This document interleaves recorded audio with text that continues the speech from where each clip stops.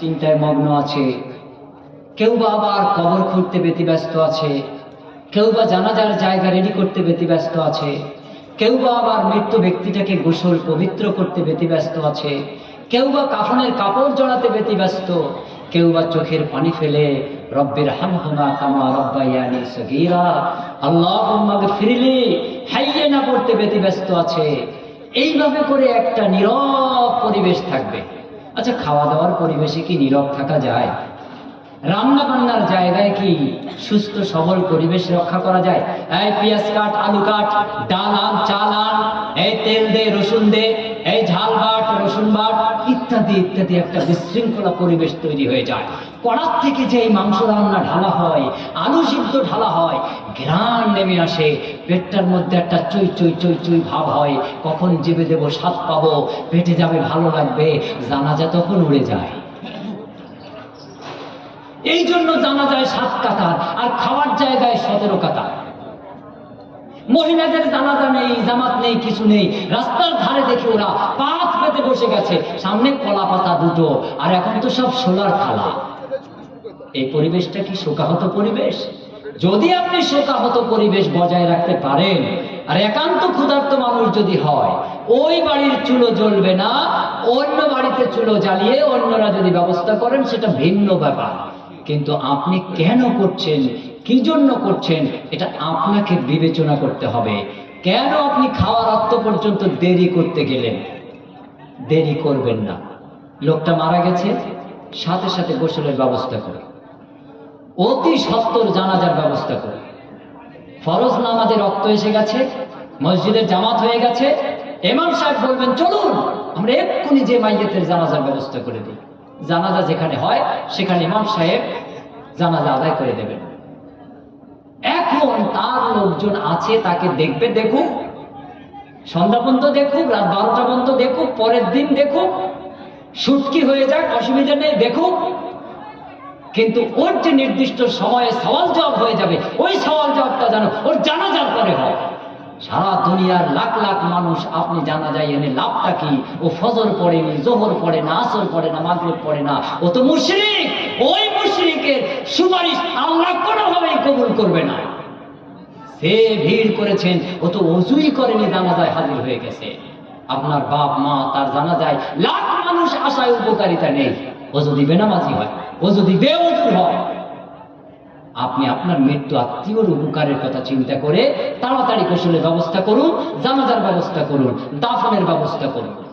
ইনশাআল্লাহ নাজাত পেয়ে যাবে। আল্লাহর পছন্দসই ব্যবস্থা এইটা। এই স্বল্প সময়ের মধ্যে, তাতেও যদি কেউ অনাহারে দিল্লির থেকে আসে, আপনি খাওয়া অসুবিধা নেই, রান্নার কি দরকার? 200 মানুষ এসেছে, 2000 মানুষ এসেছে। বড় চাঁদঘর গ্রামে কত ঘর? ভাই কত ঘর আছে প্রায় এই গ্রামটা? কত হাজার ভোটার? 10,000 ভোটার। আলহামদুলিল্লাহ, মাশাআল্লাহ, বিরাট গ্রাম, আমার গ্রামের মতো। 17,000-এর বেশি ভোটার। এই 10,000 মানুষ, 2000 মানুষ এসেছে, একজন করে বাড়ি নিয়ে যেতে পারবেন না? যার এত খাবারের দরকার, নিশ্চয়ই সে আপনার বাড়ি যাবে। একদিন একটা জানাজায় খাবার আয়োজন না করে দেখেন কেউ খাবারের টানে মাথা ঘুরে পড়ে যায় কিনা। যাবে কেউ? যাবে? নিশ্চয়ই যাবে না। আচ্ছা, দেখেছেন প্রধানমন্ত্রী, রাষ্ট্রপতি যদি কোনো অনুষ্ঠানে আসে, এই যে আমাদের সেনাবাহিনী, তারপর জেড ক্যাটাগরি নিরাপত্তা রক্ষী যারা আছে আমাদের উচ্চতর ডিপার্টমেন্টের, এরা পাহারায় নিযুক্ত থাকে না? যে এদিক খেয়াল করুন, টিফিন দেবে, নীরবভাবে বসুন, একটু বুঝুন। আমাদের রাষ্ট্রপতি, প্রধানমন্ত্রী কোনো অনুষ্ঠানে যদি আসে, সেই মাঠটাকে সিকিউরিটি দিয়ে ভরে দেওয়া হয়। 1 সপ্তাহ আগে, 1 মাস আগের থেকে চেকিং হয়।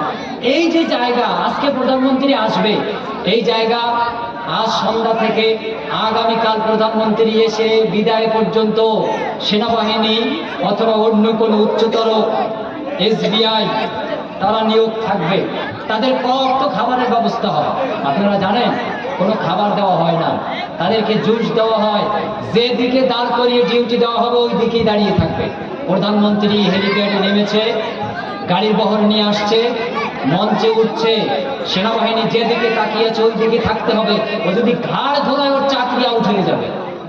দেখবেন প্রধানমন্ত্রীর পিছনে 2-3 দাঁড়িয়ে ব্রিফকেস হাতে নিয়ে বক্তব্য দেয়, আর পিছনে দাঁড়িয়ে থাকে।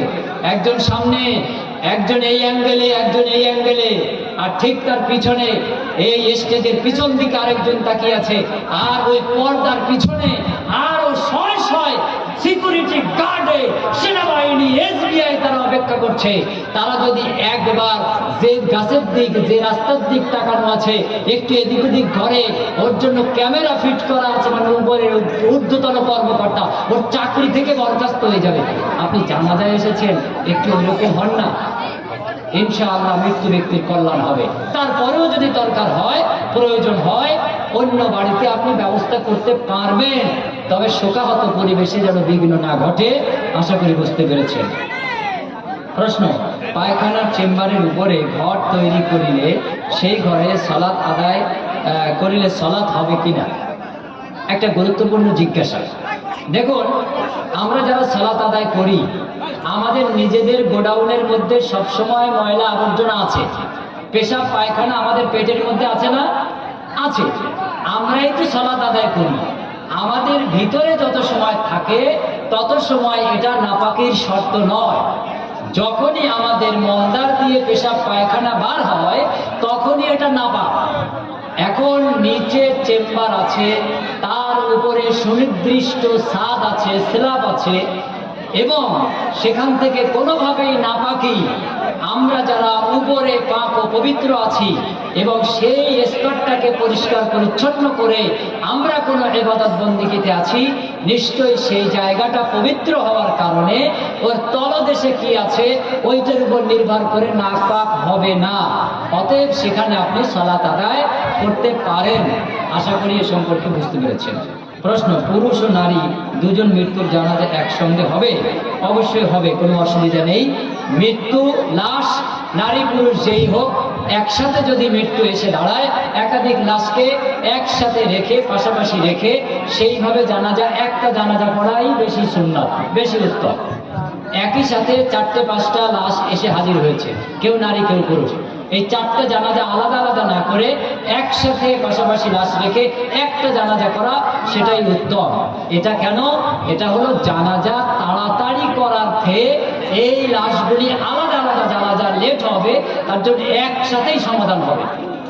আল্লাহ সুবহানাহু ওয়া তাআলা আমাদের সকলকে সুমতি ও সুতৌফিক এনায়েত করুক। এই পর্যন্ত আমি আমার আলোচনা এটি করলাম। প্রচন্ড ঠান্ডায় আমি আপনাদের থেকে বয়সেও ছোট, ওজনেও হালকা, জ্ঞান গরিমায়ও কম। হয়তো ভুল করে আপনারা আমন্ত্রণ জানিয়েছেন, আলহামদুলিল্লাহ, আল্লাহ অশেষ মেহেরবানি করেছে, এসেছি, যতটুকু পেরেছি বলেছি। গঠনমূলক চিন্তা ভাবনা নিয়ে যেন আমরা অগ্রসর হতে পারি। আসসালামু আলাইকুম ওয়া রাহমাতুল্লাহি ওয়া বারাকাতুহু। মজলিস ভাঙার শেষের দোয়া পড়ুন, সুবহানাকা আল্লাহুম্মা ওয়া বিহামদিকা আশহাদু আল্লা ইলাহা ইল্লা আনতা আস্তাগফিরুকা ওয়া আতুবু ইলাইক। মাশাআল্লাহ।